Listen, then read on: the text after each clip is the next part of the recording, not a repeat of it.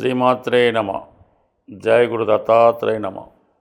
ఈ వీడియోలో మనం మిథున రాశి వారికి సెప్టెంబర్ 16 టు 30వ తారీఖు మధ్యలో జరగబోయే పక్ష ఫలితాలు పరిశీలించినప్పుడు మరి మిథున రాశి వారికి ఈ వారంలో రాశ్యాధిపతి బుధుడు చతుర్థ స్థానంలో ఉచ్చ స్థానంలోకి రావడం వల్ల ఆల్రెడీ రవితో కలిసి ఏర్పడినటువంటి ఈ నిపుణ యోగం ఈ రాశి వారికి వారిలో ఉన్నటువంటి నైపుణ్యాన్ని చాలా వరకు ఇంప్రూవ్ చేయడం జరుగుతూ ఉంటుంది. సహజంగా రాష్ట్రాధిపతి బుధుడు ఉచ్చులోకి రావడం వల్ల వీరిలో ఉన్నటువంటి సామర్థ్యం చాలా పెరుగుతుంది. అటు విద్యార్థులకు కానీ వ్యాపారస్తులకు కానీ అలాగే ఏ రంగంలో ఉన్నవారికైనా తొందరగా నిర్ణయాలు తీసుకుంటారు. మంచి ఆలోచనలతో ఏదైనా ప్రయత్నాలు ప్రారంభించడం జరుగుతూ ఉంటాయి. అయితే ఇక్కడ రవితో కలిసి ఉండడం వల్ల దశమ స్థానంలో ఉన్నటువంటి శని కూడా ఈ బుధుడిని శని భగవాన్ని చూడటం వల్ల ఎవరైతే ఉద్యోగంలో మార్పు కొరకు ప్రయత్నం చేస్తున్నారో లేదా మీకు ఏదైనా కొత్తగా ఒక రాజకీయంలోకి ప్రవేశించాలన్నా వేరే వ్యాపారంలోకి ప్రవేశించాలన్నా కూడా ఇది అనుకూలంగా ఉంటుంది. ఎస్పెషల్లీ ముఖ్యంగా మీకు వారసత్వంగా మీ పెద్దవారి ద్వారా ఏదైనా పదవి రావాల్సి ఉంటే అది రాజకీయ పదవి కానీ ఏదైనా ఒక బోర్డులో మెంబర్ కానీ ఒక ఎండోమెంట్స్లో కానీ కొంతమందికి కొన్ని డిపార్ట్మెంట్లో అనుకోకుండా కొన్ని పదవులు రావడం జరుగుతుంటుంది. అంటే పెద్దవాళ్ళకి ఏదో అవడం వల్ల వారికి వారసులుగా మీకు ఏదైనా పదవి రావడం జరుగుతుంటుంది. అటువంటి పదవి ఏవైనా మీకు రావాల్సి ఉంటే ఈ సమయంలో మీరు ప్రయత్నం చేయడం వల్ల మీకు చాలా వరకు అటువంటి గొప్ప ఉన్నత స్థాయి అవకాశాలు రావడం జరిగే అవకాశం ఉంది. దానికి అనుగుణంగానే రాశి యందు గురుగ్రహం ఉండడం వల్ల మీరు ఎక్కువగా ఆధ్యాత్మిక సంబంధించిన కార్యక్రమాల్లో పాల్గొంటారు. ఎవరైనా ఇబ్బందుల్లో ఉంటే వాళ్ళకి ఏదో విధంగా ఆదుకోవాలి అన్నటువంటి ఆలోచన కూడా చేయడం జరుగుతూ ఉంటుంది. మంచి ఆలోచనలతో మీ పనులు ప్రారంభించడం వల్ల అటు మీకు మీ మిత్రులకి మీరు అవతల వారికి కూడా చాలా వరకు మంచి జరిగే అవకాశం ఎక్కువగా ఉండడం జరుగుతూ ఉంది. ఎస్పెషల్లీ ఈ సమయంలో మీకు ఈ గురువు అలాగే బుధుడు ఈ రెండు గ్రహాలు కూడా మీకు అనుకూలంగా ఉండడం వల్ల అటు సప్తమ భావ ఫలితాలు దశమ భావ ఫలితాలు కూడా చాలా అనుకూలంగా ఉంటాయి. అంటే ముఖ్యంగా వివాహానికి సంబంధించినటువంటి ప్రయత్నాలు ఏమైనా ఉంటే అవి కంపల్సరిగా మీకు దగ్గరలోనే వివాహం నిశ్చయమయ్యే అవకాశం ఉంది. అంటే మీరు ఏదైనా ఒక ఆఫీస్లో పనిచేస్తున్నా ఒక సంస్థలో ఉన్నా అక్కడ పరస్పరం పరిచయం ద్వారాను పెద్దల అంగీకారం ద్వారాను ఈ సమయంలో వివాహ ప్రయత్నాలు నెరవేరే అవకాశం ఉంది. అలాగే వైవాహిక జీవితంలో చిన్న చిన్న సమస్యలు లాంటివి ఏవైనా ఉంటే అవి కూడా ఈ సమయంలో ఒక అండర్స్టాండింగ్ రావడం జరుగుతూ ఉంటుంది. అలాగే ఈ సమయంలో మీ జీవిత భాగస్వామి యొక్క హోదా పెరగడం వారికి మంచి అవకాశాలు రావడం వ్యక్తిగతంగా వారి యొక్క ఆదాయం కూడా పెరుగుతుంది. ఇక దశమ స్థానం అక్కడ అష్టమాధిపతి శనిగ్రహం ఉండడం తృతీయాధిపతి దృష్టి దశమం మీద పడడం వలన సడన్గా వృత్తిలో మార్పుకి మీరు ప్రయత్నాలు చేయడం జరుగుతూ ఉంటుంది. సరే కొంతమందికి చేస్తున్నటువంటి ఉద్యోగంతో పాటు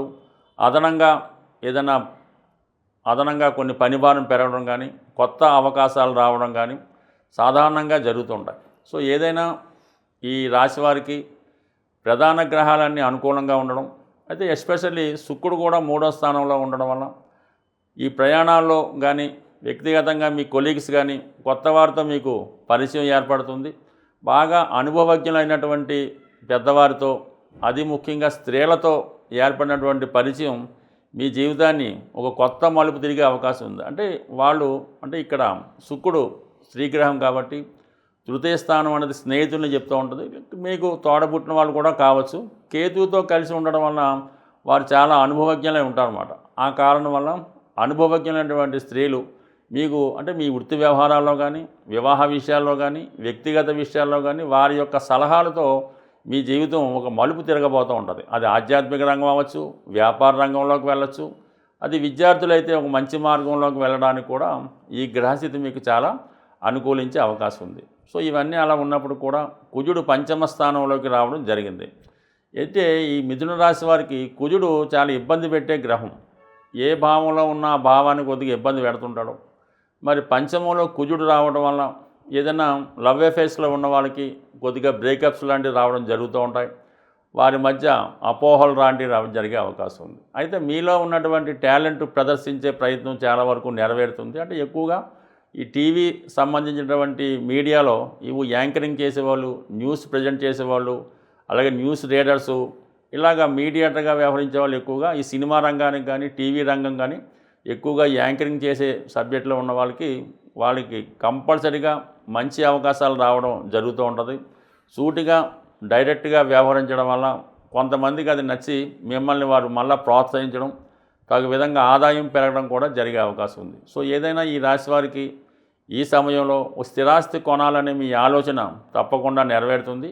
మీరు ఆ ప్రయత్నం చేసినప్పుడు ఈ సమయంలో ఏదైనా ఒక భూమో, ఒక గృహమో, ఇల్లో, స్థిరాస్తో ఏర్పరచుకుంటారు. దానికి తగిన ధనాన్ని కూడా సమకూర్చుకొని తొందరగానే సొంత గృహాన్ని ఏర్పాటు చేసుకోవడానికి ఈ గ్రహస్థితి మీకు చాలా అనుకూలంగా ఉన్నది. బట్ ఏదైనా ఈ మిథున రాశి వారికి ఈ రాబోయే పక్షంలో అటు విద్యార్థులకు కానీ వ్యాపారస్తులకు కానీ అందరికీ కూడా అనుకూలంగా ఉన్నది. ఇంకా వీళ్ళకి మంచి ఫలితాలు రావాలంటే ఈ హనుమాన్ అనుగ్రహం కోసం హనుమాన్ చాలీసా పారాయణ చేయడం కానీ, సుబ్రహ్మణ్య స్వామిని పూజ చేసుకోవడం వల్ల ఇంకా మంచి ఫలితాలు ఈ రాశి వారికి ఈ పక్షంలో వచ్చే అవకాశం ఉంటుంది. ఏదైనా జ్యోతిష శాస్త్ర ప్రకారం ముఖ్యమైనటువంటి ఉద్యోగం, పెళ్ళి, సంతానం ఇటువంటివి మనకి ఆలస్యం అవుతున్నప్పుడు కంపల్సరిగా దానికి సంబంధించినటువంటి గ్రహాలకి పరిహారం చేసుకోవాల్సి ఉంటుంది.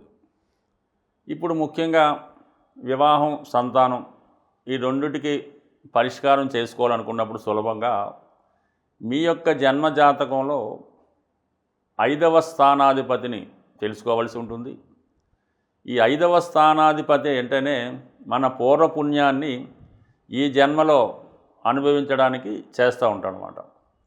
మనకి అసలు పుట్టినప్పుడు జన్మజాతకంలో ఈ పంచమ స్థానం, పంచమాధిపతి బలహీనంగా ఉన్నప్పుడు మనకి పెద్దగా పూర్వపుణ్యం లేదని, దాన్ని బట్టి ఈ జన్మలో ఏదైనా పుణ్య కార్యక్రమాలు చేసి పుణ్యం సంపాదించుకుంటే తప్ప అదృష్టవశాత్తు పెద్దగా ఏమీ కలిసి వచ్చేది ఉండదు. కాబట్టి కంపల్సరిగా ప్రధానంగా మరి ఈ సంతాన విషయంలో అంటే పెళ్ళి కంపల్సరీ, ఇది ధర్మ కార్యక్రమం కాబట్టి అసలు వివాహం అన్నదే సంతానం కొరకు, సత్సంతానం కానీ మన పెద్దల్ని పుణ్యలోకాలకు పంపించడానికి ఈ వివాహం అనే సంకల్పాన్ని పెట్టడం జరిగింది.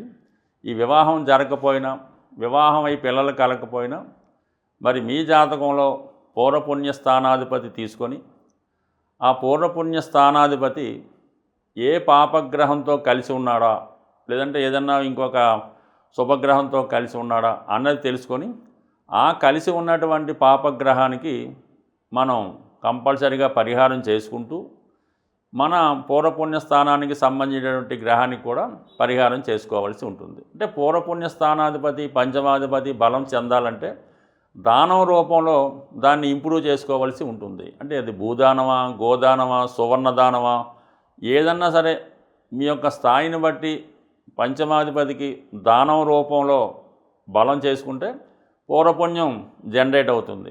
అయితే దానికి ఒక పాపగ్రహం చూసినా, ఒక పాపగ్రహం కలిసి ఉన్నా ఆ పాపగ్రహానికి పరిహారం చేయాలి. అంటే దానికి దానం రూపంలో కాకుండా ఆ గ్రహానికి జపం చేయించడం వల్ల కానీ, లేదంటే ఆ గ్రహానికి సంబంధించినటువంటి దేవతని ఆరాధించి హోమం, అంటే జపంతో పాటు జపము, దానం, తర్పణం, హోమం ఇవన్నీ చేయించుకోవడం వల్ల ఆ గ్రహం సంతృప్తి చెంది మీకు శీఘ్ర ఫలితాన్ని ఇవ్వడం జరుగుతూ ఉంటుంది. అంటే దీనికి ఇంకా సులువైన టెక్నిక్గా మనం తెలుసుకోవాలనుకుంటే ఏదైనా మనకి ఒక పాపగ్రహ ప్రభావం జలతత్వ రాశిలో పడినప్పుడు అభిషేకం ద్వారా, అగ్నితత్వ రాశుల్లో పడినప్పుడు హోమం ద్వారా ఈ పరిహారం చేసుకోవడం వల్ల మరింత తొందరగా ఆ పరిహారం మనకి లభించే అవకాశం ఉంది. అయితే నేను చెప్పినటువంటి ఈ రెమెడీ కొద్దిగా జ్యోతిష శాస్త్ర పరిజ్ఞానం ఉన్న వాళ్ళకి అర్థమవుతుంది. ఇక సాధారణ వాళ్ళ యొక్క జ్యోతిష్కుని చూపించుకొని తగు విధంగా ఈ పరిహారం చేసుకోవడం వల్ల ఒకవేళ జరగకపోయినా ఏం లేదు, మీరు ఏదన్నా పంచమ స్థానాధిపతి, పంచమ స్థానం ఈ పూర్వపుణ్యాన్ని ఇంప్రూవ్ చేసుకుంటే అటు స్త్రీలకు సౌభాగ్యయోగం, మగవారికి అదృష్టయోగం అన్నీ కూడా సమకూరుతూ ఉంటాయి. దానివల్ల ఏంటంటే సరైనటువంటి జ్యోతిష్కుడి వద్ద జాతకాన్ని చూపించుకొని దానం రూపంలోనే ఈ పంచమాధిపతిని ఇంప్రూవ్ చేసుకుంటే మీ యొక్క పూర్వపుణ్యం జనరేట్ అయ్యి ఈ జన్మలో జరగవలసినటువంటి ముఖ్యమైన కార్యక్రమాలు జరిగే అవకాశం ఉంది. స్వస్తి.